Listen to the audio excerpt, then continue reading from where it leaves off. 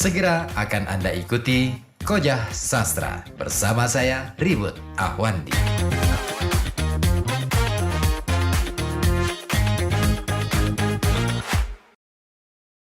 Apa yang fenomena sosial yang hari ini terjadi sebenarnya kan membentuk cara berpikir orang, cara pandang orang. Iya.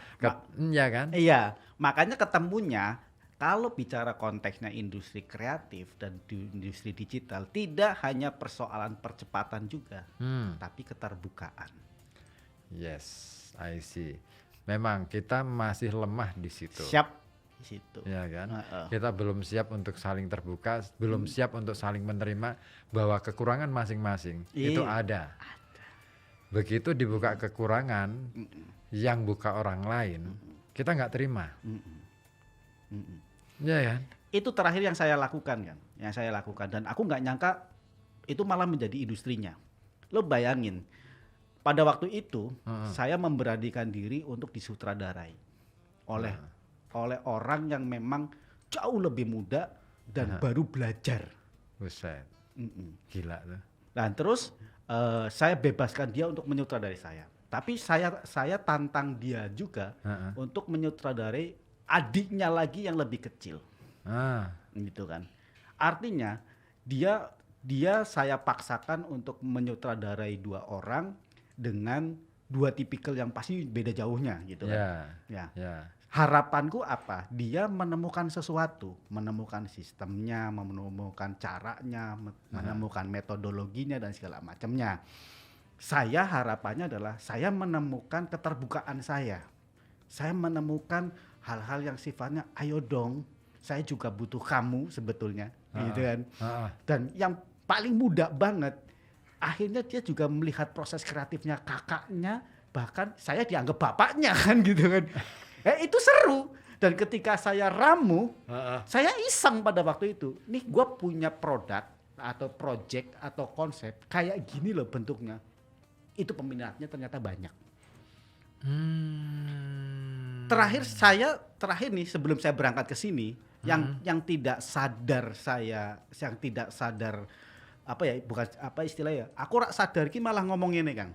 Tiba-tiba Mas Jack, tolong aku dine ide.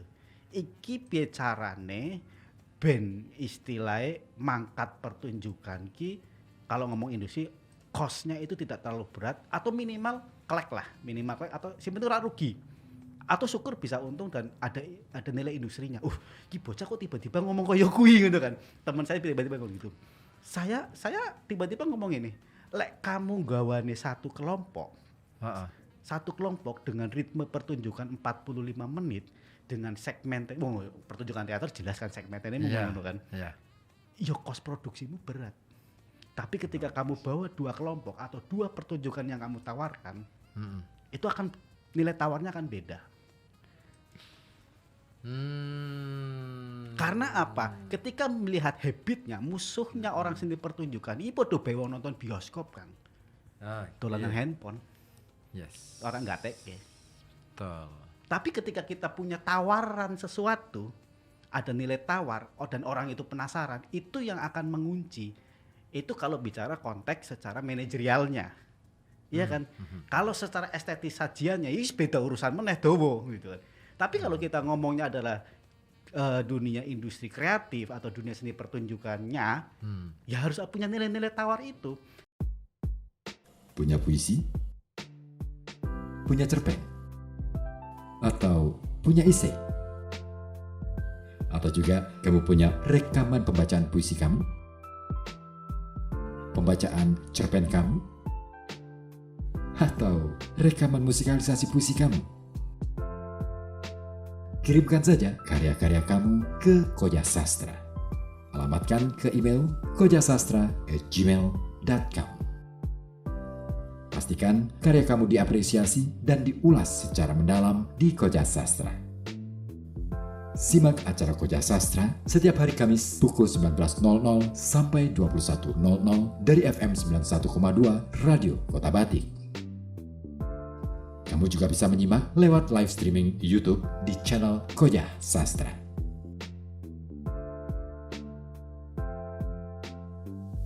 Dengan ilmu pengetahuan, kita bangun peradaban. Dengan teknologi, kita bangun kemajuan. Dan dengan sastra, kita bangun kehalusan budi dalam berkebudayaan. Sama halnya ketika saya bikin sanggar 2005, pertama kali muncul di Pemalang. Kita sudah sepakat pada waktu itu, ayo kita belajar industri. Kita arep gawe opo sing istilahnya dhewe ki pertama kali gawe sanggar yang ngerti dhewe kang ora ndek modal opo-opo. Oh jelas. Ya jelas. Boro-boro ngeprint ya. Aku kayaknya ngeprint nunut nang sekolahane wong. Golek sponsor wis ora mungkin lah kowe sapa gitu kan. Akhirnya apa? Yang aku lakukan adalah kita bikin pertunjukan mini kayak opera kan. Yang dimainkan oleh anak SD. Kalau yang memainkan anak SD ngerti dewe sing nonton orang mung Ya, I see. Ya, betul. Memang kita butuh strategi yang gitu. Betul. Katakanlah gini, ketika kita mau banyak ditonton oleh banyak orang, ya harus tampilkan tema-tema yang sesuai dengan keinginan mereka, ya kan? Ini pernah dilakukan oleh teman-teman di Sogan itu pernah itu. Dulu ketika nggarap. Jadi sebenarnya kan lagi musim panas waktu itu. Itu kan naskah yang agak serius sebenarnya. Agak serius, saya katakan agak serius. Kalau kita baca naskahnya menjadi serius. Tapi saya katakan ke teman-teman waktu itu, enggak, ini mau kita bawa kemana? Ke siapa? Oh, kita mau nggarap anak-anak SMA, penontonnya kalau bisa pelajar atau anak-anak seusia itu. Oke. Ya tolong turunin dikit ya. Saya bilang gitu, tolong turunin dikit ya.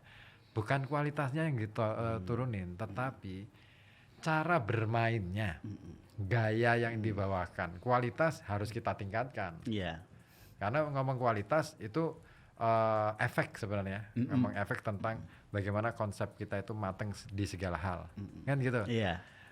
Kemasan itulah. Nah, kemasan itu kita yang harus poles gitu.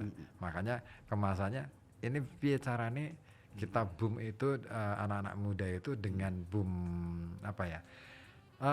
Kita blow up tentang bahwa kisah yang akan kita bawakan itu kisah cinta.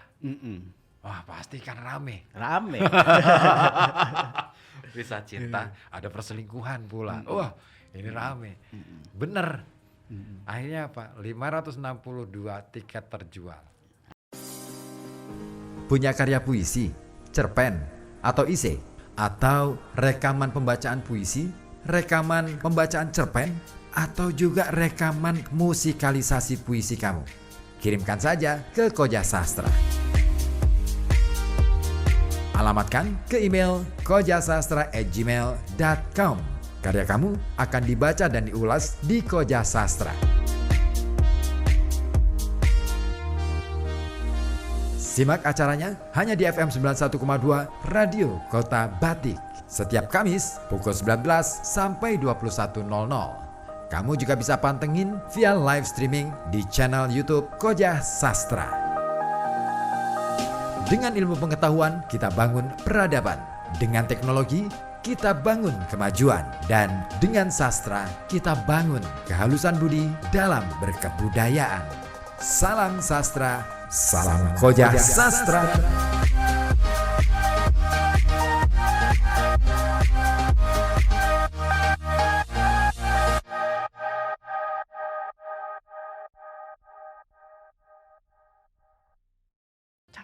Capek.